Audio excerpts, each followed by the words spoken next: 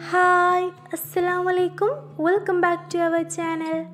അപ്പോൾ ഇന്നത്തെ നമ്മളെ റെസിപ്പി എന്ന് പറഞ്ഞാൽ കോഴിപ്പിടിയാണ്. നമുക്കിതിനെ കോഴിപ്പിടി, കുഞ്ഞിപ്പത്തിരി, കുഞ്ഞിപ്പത്തൽ എന്നൊക്കെ പറയും. അപ്പോൾ അതിൻ്റെ ഒരു ഡീറ്റെയിൽ ആയിട്ടുള്ള റെസിപ്പിയാണ് നമ്മൾ ഷെയർ ചെയ്തിട്ടുള്ളത്. അപ്പോൾ നമുക്കിത് ഡിന്നറിനാണെങ്കിലും ബ്രേക്ക്ഫാസ്റ്റിനാണെങ്കിലും ഒക്കെ കഴിക്കാൻ പറ്റിയ നല്ലൊരു റെസിപ്പിയാണ്. അപ്പോൾ ഇതെങ്ങനെ ഉണ്ടാക്കാമെന്ന് നോക്കാം. അപ്പോൾ നമ്മളിതിന് ആദ്യം തന്നെ പത്തിരിക്ക് കുഴച്ചെടുക്കുന്ന പോലെ തന്നെ നമുക്ക് മാവ് തയ്യാറാക്കി എടുക്കണം. അപ്പോൾ വെള്ളം വെച്ച് ഉപ്പിട്ട് കൊടുത്തിട്ട് നമുക്ക് അതിലേക്കുള്ള അരിപ്പൊടി ഇട്ട് കൊടുക്കുകയാണ് ചെയ്യുന്നത്.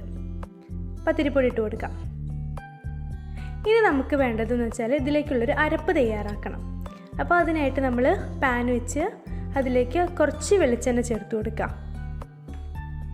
പിന്നെ നമ്മൾ ചേർക്കുന്നത് കറിവേപ്പിലയാണ്.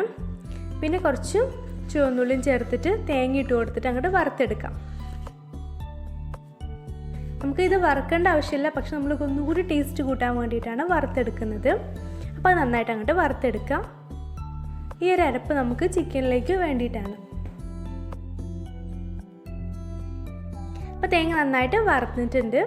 ഇനി നമ്മൾ പത്തിരി നന്നായിട്ട് കുഴച്ചെടുക്കുക. പത്തിരിയുടെ മാവ് പത്തിരിയുടെ പരുവത്തിലാട്ടോ, പത്തിരിയല്ല. അപ്പോൾ അതിൻ്റെ മാവ് നന്നായിട്ട് അങ്ങോട്ട് കുഴച്ചിട്ട് എടുക്കുക. അവിടെ കുറച്ച് നേരം ഒന്ന് റെസ്റ്റ് ചെയ്യാനായിട്ട് വെക്കണം. ഇനി നമുക്കിതിലേക്കുള്ള മസാല തയ്യാറാക്കിയെടുക്കാം. അപ്പോൾ നമ്മൾ ഒരു കുക്കർ വെച്ചിട്ട് അതിലേക്ക് ഒരു 1/2 ടീസ്പൂണോളം നെയ്യ് ഒഴിച്ചു കൊടുക്കുന്നുണ്ട്. പിന്നെ ബാക്കി നമ്മൾ വെളിച്ചെണ്ണയാണ് യൂസ് ചെയ്യുന്നത്. അപ്പം നിങ്ങൾക്ക് നെയ്യിൻ്റെ ഫ്ലേവർ ഇഷ്ടമാണെങ്കിൽ നമുക്ക് കൂടുതൽ ചേർക്കാം. അപ്പോൾ വല്ലാണ്ടായി കഴിഞ്ഞാൽ ഒരു ഓവർ കുത്തൽ വരിച്ചിട്ടാണ് നമ്മൾ കുറച്ച് ചേർത്തത്. ഇനി നമ്മളതിലേക്ക് ചേർക്കുന്നത് ചുവന്നുള്ളിയാണ്. ചുവന്നുള്ളി ഒന്ന് മിക്സിയിൽ ജസ്റ്റ് ഒന്ന് അടിച്ചെടുത്തതാണ്. വല്ലാണ്ട് അങ്ങോട്ട് അരിഞ്ഞിട്ടില്ല, ജസ്റ്റ് ഒന്ന് ചതഞ്ഞ് കിട്ടിയാൽ മതിയാവും. നമ്മളതിലേക്ക് ചേർക്കുന്നത് കറിവേപ്പിലയാണ്. കറിവേപ്പിലയും കൂടി ചേർത്തിട്ട് നന്നായിട്ട് അതിൻ്റെ പച്ചമണം മാറുന്നത് വരെ അത് നന്നായിട്ട് അങ്ങോട്ട് മിക്സാക്കി കൊടുക്കാം. പിന്നെ നമ്മൾ ഇഞ്ചി, വെളുത്തുള്ളി, പച്ചമുളക് ചതച്ചതും കൂടി ഇട്ട് കൊടുക്കുന്നുണ്ട്. അതൊരു 2 ടീസ്പൂണോളം അത് ചേർത്ത് കൊടുക്കാം. ഇതിന് പാകത്തിനുള്ള ഉപ്പ് കൂടി ചേർത്തിട്ട് നന്നായിട്ട് അങ്ങോട്ട് മിക്സാക്കി എടുക്കാം. നമ്മൾ സാധാരണ ചിക്കൻ മുളകിട്ട് വെക്കുന്ന അതേ രീതിയിലാണ് ഇത് തയ്യാറാക്കിയെടുക്കുന്നത്. പിന്നെ നമ്മളിതിലേക്ക് ആവശ്യത്തിനുള്ള മുളക് പൊടി, മല്ലിപ്പൊടിയൊക്കെ ചേർക്കുക. നമ്മൾ ചിക്കനിലേക്ക് തയ്യാറാക്കുന്നത് പോലെ തന്നെ ഇട്ട് കൊടുക്കുക. മഞ്ഞൾപ്പൊടി ചേർക്കുക, കുറച്ച് ഗരം മസാല, പിന്നെ വേണ്ടത് കുറച്ച് കുരുമുളക് പൊടി കൂടി ചേർത്തിട്ട് നന്നായിട്ട് അങ്ങോട്ട് മിക്സ് ആക്കി എടുക്കാം. നമ്മളിതിലേക്ക് പാകത്തിനുള്ള വെള്ളം കൂടി ചേർക്കുന്നുണ്ട്.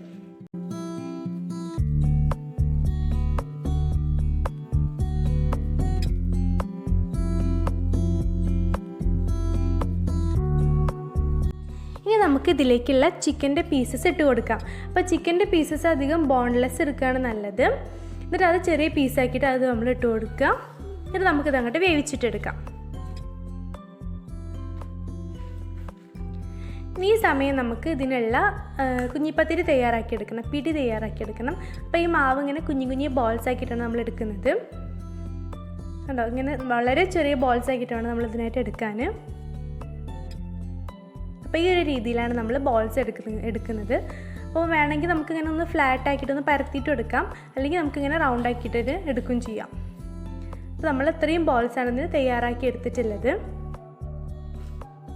അപ്പോൾ ഈ ഒരു ക്വാണ്ടിറ്റിയിൽ തന്നെ അത്യാവശ്യം നല്ല പിടി ഉണ്ടായിരുന്നു കേട്ടോ. ഇനി വേണ്ടതെന്ന് വെച്ചാൽ നമുക്കിതൊന്ന് സ്റ്റീം ചെയ്ത് വെക്കണം. അപ്പോൾ നിങ്ങളുടെ കയ്യിൽ സ്റ്റീമർ ഉണ്ടെങ്കിൽ അതിൽ വെച്ചിട്ട് നമുക്ക് സ്റ്റീം ചെയ്തെടുക്കാം. നമ്മുടെ കയ്യിൽ സ്റ്റീമർ ഇല്ലാത്തത് കാരണം നമ്മൾ ഇങ്ങനത്തെ ഒരു പാത്രം ഉണ്ടല്ലോ, നമ്മൾ സ്ട്രെയിൻ ചെയ്യുന്ന പാത്രം, അതിൻ്റെ അടിയിൽ ഒരു പാത്രം വെച്ചിട്ട് നമ്മൾ അതിലാണ് ഇട്ട് കൊടുത്തിട്ട് സ്റ്റീം ചെയ്തെടുക്കുന്നത്. അപ്പോൾ എങ്ങനെയാണെങ്കിലും കുഴപ്പമില്ല. ഇനി വേണമെങ്കിൽ നമുക്ക് പുട്ടും കുറ്റിയിലിട്ടിട്ട് സ്റ്റീം ചെയ്യാം കേട്ടോ. ഇതൊന്നും ഇല്ലെങ്കിൽ നമുക്ക് പുട്ടും കുറ്റിയിലിട്ടിട്ട് നമുക്കിത് സ്റ്റീം ചെയ്തെടുക്കാം. ഇത് അടച്ച് വെച്ചിട്ട് ഒരു അരമണിക്കൂറോളം നമ്മളിതൊന്ന് സ്റ്റീം ചെയ്യാനായിട്ട് വെക്കുന്നുണ്ട്. അപ്പോൾ ഇത് ഏകദേശം അരമണിക്കൂറായിട്ടുണ്ട്. ഇപ്പോൾ അത്യാവശ്യം നന്നായിട്ട് കുക്കായിട്ട് കിട്ടിയിട്ടുണ്ട്.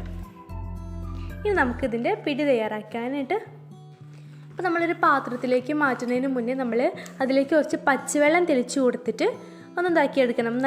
നല്ല വിട്ട് വിട്ട് കിട്ടുള്ളൂ. ഒട്ടി പിടിക്കാതിരിക്കാനാണ് നമ്മളിങ്ങനെ ചെയ്യുന്നത്. അപ്പോൾ നല്ല വിട്ട് വിട്ട് കിട്ടും. ഇനി നമുക്കിത് മിക്സാക്കി എടുക്കാൻ വേണ്ടിയിട്ട് ഒരു പാൻ വെച്ചിട്ട് കുറച്ച് വലിയ പാത്രം തന്നെ വയ്ക്കുക. നമ്മൾ വേവിച്ച് വെച്ചിട്ടുള്ള ചിക്കൻ്റെ ആ ഗ്രേവി അതിലേക്ക് ഒഴിച്ചു കൊടുക്കാം. ഇത് നന്നായിട്ട് കുടഞ്ഞിട്ട് നമുക്ക് ആ പിടി കൂടി അതിലേക്ക് ചേർത്ത് കൊടുക്കണം. പിടി കൂടി ചേർത്തിട്ട് നമുക്ക് നല്ല രീതിയിൽ അങ്ങോട്ട് മിക്സാക്കി എടുക്കാം.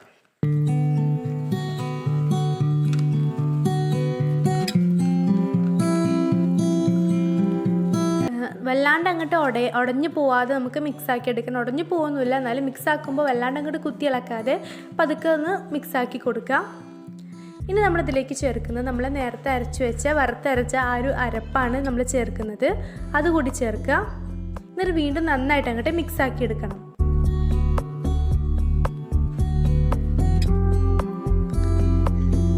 അപ്പോൾ അരപ്പൊക്കെ ചേർത്ത് നമ്മൾ മിക്സാക്കി എടുത്തിട്ടുണ്ട്.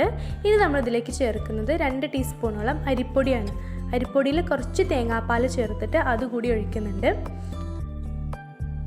നമ്മുടെ ഗ്രേവി ഒന്ന് കുറുകി കിട്ടാൻ വേണ്ടിയിട്ടാണ് നമ്മളങ്ങനെ ചെയ്യുന്നത്. പിന്നെ ആവശ്യത്തിനുള്ള തേങ്ങാപ്പാൽ കൂടി ഒഴിക്കുന്നുണ്ട്. അപ്പോൾ നമ്മുടെ ഗ്രേവി നല്ല ടേസ്റ്റി ആയിട്ട് നമുക്ക് കിട്ടും. തേങ്ങാപ്പാൽ ചേർത്ത് കറിയാനെ കഴിക്കാനായിട്ട് നല്ല ടേസ്റ്റാണ്. അപ്പോൾ ഈ ഒരു റെസിപ്പി കഴിക്കാനും അതേ ടേസ്റ്റ് തന്നെയാണ്. ഒന്ന് കുറുകി വറ്റി വരുമ്പോൾ നല്ല ടേസ്റ്റിൽ നമുക്ക് കിട്ടും.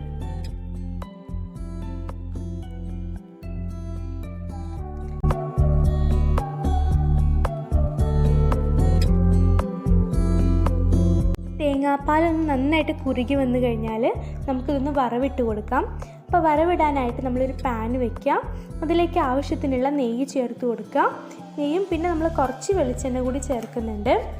അതുകൂടി ചേർത്തിട്ട് നമ്മൾ കുറച്ചും കൂടി ചുവന്നുള്ളി ഇട്ടിട്ട് നമ്മൾ തൂമിച്ചെടുക്കുകയാണ് ചെയ്യുന്നത്. ചുവന്നുള്ളി നല്ലൊരു ഗോൾഡൻ ബ്രൗൺ കളർ ആവുന്നത് വരെ നന്നായിട്ട് നമ്മൾ അത് വഴറ്റി കൊടുക്കുക. എന്നിട്ട് അത്യാവശ്യത്തിന് കറിവേപ്പിലയും കൂടി ചേർത്തിട്ട് നമ്മുടെ കോഴിപ്പിടിയിലേക്ക് ഇട്ട് കൊടുക്കുക. അപ്പോൾ നമ്മുടെ വളരെ സ്വാദിഷ്ടമായ കോഴിപ്പിടി ഇവിടെ റെഡി ആയിട്ടുണ്ട്.